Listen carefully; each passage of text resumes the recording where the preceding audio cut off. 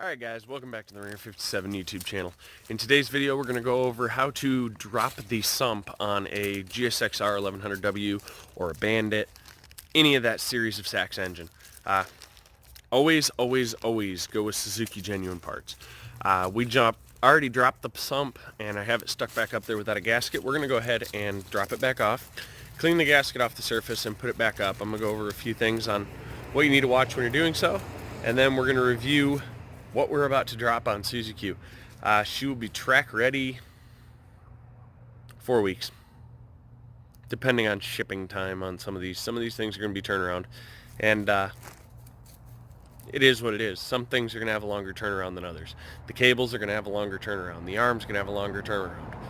But these are things I'll have to figure out how to work with. I'm hoping for 4 weeks. 4 weeks I want to be at the track.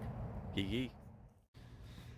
Alright guys, and here's where our expenditures start racking up. We're coming up into 3, count them, 1, 2, 3 payday Fridays in a row. One will be a standard check, that goes to bills. One will be, well, it'll go to bills that are due, and a few of the smaller expenditures I need to get here to get this done in time. Then the last of the bills, and the last of this list, and then back to normal bills. You gotta love bills. So anyway, I have an Amazon cart that I'm going to show here after I go through this that totals up to $789.17. My evil swing arm, evil hugger, evil chain guard, and evil bottle bracket, all bushings and bearings installed, is $850 approximately. They gave me a high dollar, so it could drop. The bay, eBay, I got a 50531 that is Cometic head gasket, Cometic base gasket, valve springs, nitrous bottle, so I have more than one, so I quit running out at the track, and I think that's, a GSXR K7 shock for starters. We will be going to a much more expensive shock, but that'll come later in the season. MPS is our locker clutch for the diaphragm clutch, and I talked to quite a few people, and the one who finally convinced me that this would be more than sufficient to run a 7-second pass was Brock himself. So he's good with it. I'm good with it. He says it'll do everything I want it to do. So we're going to go with that for $550. Plus that includes the air shifter solenoid and the air shifter ram and all the plumbing and wiring to go with it. No kill, no bottle because, well, obviously my arm is my bottle and my ECU is my kill.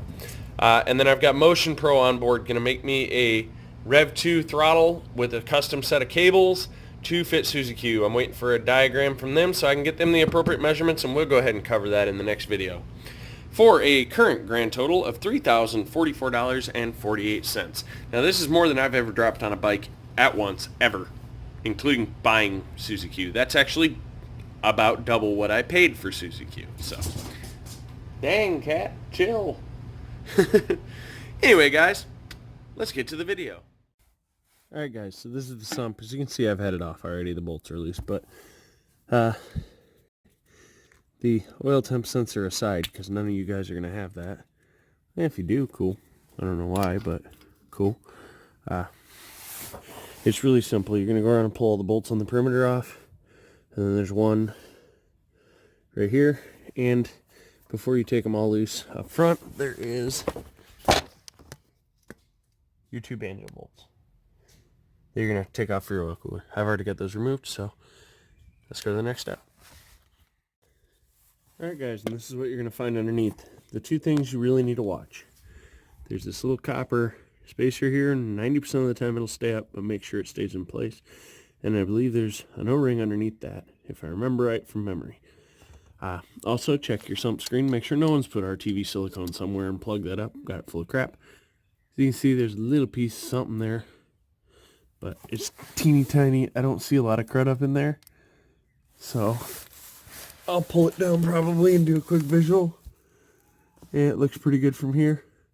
So I'm probably going to leave mine alone. But this is where anything and everything's going to go if you drop something in the motor. You drop it in the clutch side, it's going to fall through over here, because there's your clutch up in there. Transmission's back up in here. Yeah. This is your shift shaft right there. And these are your oil return tubes from the head. Hence why you saw my oil temperature sensor sitting right here. I want it to get splashed by the oil coming straight down from the head. I want to get the most accurate reading I can find. And up in here is your, see that small skinny gear? That's your oil pump. So we're going to go ahead and clean off all the leftover gasket bits and make it look pretty and put a brand new OE gasket on here and put her up. I got a few other things I got to do in the meantime, including tapping this out a little further so this sits a little deeper, and Teflon taping it, which I never did in the first place. Alright guys, and while we're out here, we're going to go ahead and update Suzi-Q's tune. I've got much milder settings on the launch control, shifting, rev limit, everything's a whole lot milder in that tune right now, and I backed the ignition way down. I also did a slight warm-up enrichment tune and rev limiter by temp, so it'll have much lower rev limiter when it's cold. I don't want to beat the shit out of this thing, so not to start with. We'll play with that later, but for now we're going to go ahead and upload this and we'll get back to working on our sump. Alright guys, so I've taken and I've retapped this out to the larger end of the MPT tap so I can set it a little deeper in. As you can see, there's some aluminum around there. We're going to make sure we get all the aluminum out of the pan, all the little bits of gasket. There's a few little bits left off of the edge, and we've already done that to the bottom side of the engine. We're going to remove all the oil from those surfaces, go ahead and apply the gasket dry, and tighten all the bolts up to the specification within the manual. Alright guys, and that is how you reinstall your sump. Went ahead and torqued all the bolts, got my oil temperature sensor hooked back up, and everything's routed out of the way as best as I can. It is now at least above the level of the pan, so less chance of that snapping off. If I hit anything, I'm going to hit the pan. So oil cooler lines are hooked back up. Regrettably, I have not switched these over to AN fittings yet, so you're going to notice that I have some zip ties holding them off the exhaust, and that side is not so friendly over there. There you go. Now you can see it. It has actually been burned through once, so I do need to get this switched over to an AN cooler, but right now we're running the stocker still with a patch in it that I put in it last year when I blew the line. So thanks for watching, guys. I hope you've been enjoying the content.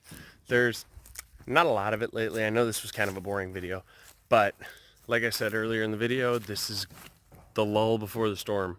Everything's going to come together, and it's going to come together fast. Same thing that happened last year.